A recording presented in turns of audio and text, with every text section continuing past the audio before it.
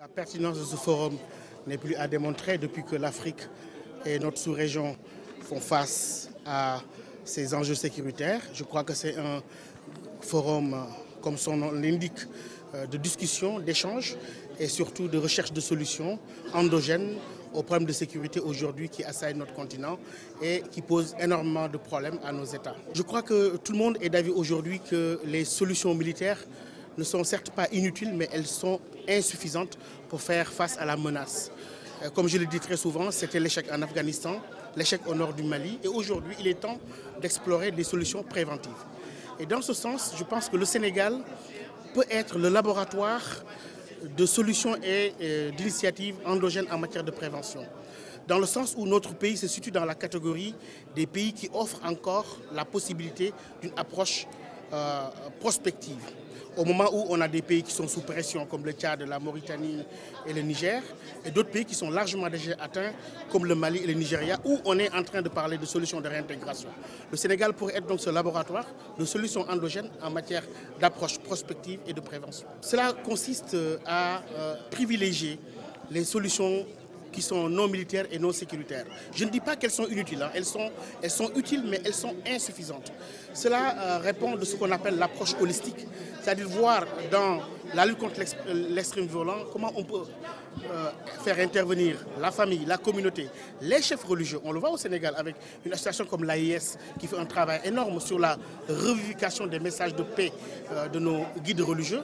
Mais aussi, le Sénégal pourrait se situer en prospective, c'est-à-dire dès maintenant développer dans les écoles, dans nos instituts, des modules et des curricula qui puissent servir de base pour une expansion de la culture de la paix et éviter à ce qu'on arrive à une situation où on ne sera plus en situation de prévention, mais en situation d'intervention.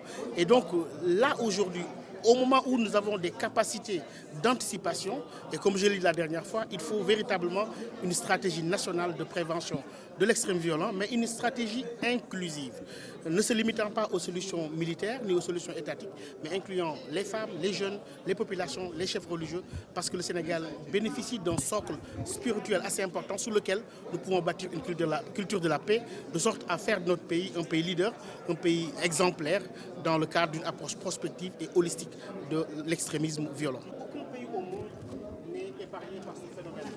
Les pays qui ont un appareil sécuritaire beaucoup plus performant sont aujourd'hui sous la menace. Mais je pense que la gestion de la menace jusqu'ici a été adéquate avec le renseignement qui fonctionne bien, la coopération internationale. Mais justement, on n'est pas encore à un degré massif d'engagement de jeunes, ce qui permet encore des méthodes prospective et de prévention. Et dans ce sens, le Sénégal, dans la catégorie de ces pays-là, dans cette typologie de pays qui offrent encore le cadre d'une analyse prospective, peut servir de laboratoire. Si nous savons utiliser toutes les ressources que nous avons, si nous savons aussi anticiper, si nous savons aussi mettre à profit toutes les approches possibles, y compris celles de la communauté, de la société civile, des femmes et des jeunes, en se basant sur nos valeurs culturelles et sur nos valeurs spirituelles. Hélas, nous sommes dans un cadre mondialisé, de sorte que si nous ne fournirons pas les ressources nécessaires à ces jeunes-là, ils vont aller exporter d'autres phénomènes et d'autres modes de religiosité. Nous l'avons avec le cas des jeunes qui étaient partis au Nigeria. Aujourd'hui, comme les autorités de l'État ne cessent de nous le rappeler, aucun État n'est à l'abri de la menace terroriste. Par conséquent, il faut prendre des actes qui nous permettent non seulement de prévenir, mais également de lutter contre l'extrémisme violent d'une manière générale, mais aussi le terrorisme. D'une manière générale, la prévention s'articule autour non seulement de la préparation des forces, parce qu'il faut adapter les forces de défense et de sécurité à la nouvelle menace. Et c'est là où vous avez vu beaucoup d'évolutions au sein des forces. Nous voyons les forces spéciales qui apparaissent, une réorganisation du renseignement, la création de l'agence de sécurité de proximité, mais également la création du centre de hautes études de défense et de sécurité pour s'occuper de la réflexion stratégique. Au-delà de ces aspects sécuritaires qui me paraissent être déterminantes et primordiales, puisque la réponse sécuritaire dans la lutte contre le terrorisme est une réponse vitale et restera toujours la première. on peut l'accompagner d'autres réponses alternatives qui sont d'ordre sociologique, qui sont d'ordre économique, qui peuvent être également des réponses d'ordre psychologique, puisque dans la lutte contre le terrorisme, ou en tout cas la radicalisation, ce phénomène-là est très apparent. Mais également, il ne faut pas oublier les réponses qui sont liées au cyber et que de plus en plus nos États prennent en compte.